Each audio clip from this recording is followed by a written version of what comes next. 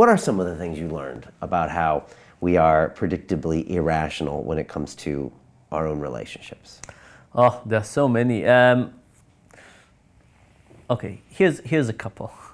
This is based on a beautiful paper by Ebert, and they basically took a group of undergrads and they taught them how to take pictures.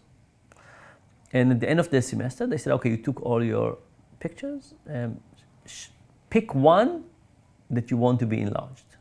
Pick one you want. And then they divide them into two groups. In one group is they say, pick the one you want to be enlarged, we'll send it to a lab somewhere else, it will come back in 2 weeks in a poster size, and you can't change your mind. That's it, that's the one you'll get. The other half, they say, pick a picture, we'll send it to a lab, it will come back in 2 weeks. You can change your mind every day, including the day after it shows up. That's it, they picked, they sent, the picture came back. The people who couldn't change their mind got their pictures. The people who changed their mind, nobody wanted to change their mind. But then they measured how much did they love their pictures. Which group do you think loved their picture more? The ones that could have changed their mind. They loved it less. Oh, okay. Why? Why?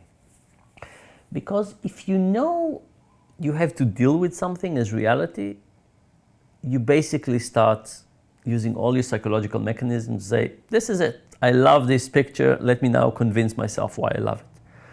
If you're questioning yourself all the time, love doesn't get the chance to flourish. And I think that that's what's happening a lot in the era of dating multiple people and jumping from date to date and from Tinder to Tinder. So imagine you're in bed with your most recent Tinder date, and you could be looking at your phone for the next Tinder date, but let's imagine you're not. So you just started a relationship, but 30% of your mind is occupied by saying, am I sufficiently happy? What else is out there? There are 3 other profiles I saw that I'm still waiting for responses from. In that world, in which we're all the time thinking, is this the picture I really love the most? Is this the person I love the most? Do I want to change my mind? We don't really have the mental capacity to invest in that relationship. Right? So if you say relationship is just about a match, then there's no problem. But the reality is that relationship is about a match and about commitment. And every time that you keep on looking outside, the match is the match, but your commitment is very different. It doesn't actually allow us to develop a full relationship. So, we have,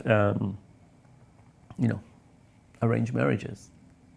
And I'm not recommending that we go that path, but there's something very important about arranged marriages, that is to say, people understand they're together for a long time. Right? And the moment you understand you're together for a long time, your perspective changes, your investment in the relationship changes. And the quality of the relationship changes dramatically when you're investing, assuming that you'll be there for a long time, even if you don't end to, than if you assume you'll just be there for a short time. Right. So I worry about this Tinder world in which and I'm just using Tinder as a name, in which we don't have the dedication, we don't think we'll necessarily be together for a long time. Our assumption is a short-term investment, and therefore we don't necessarily give a relationship their full potential.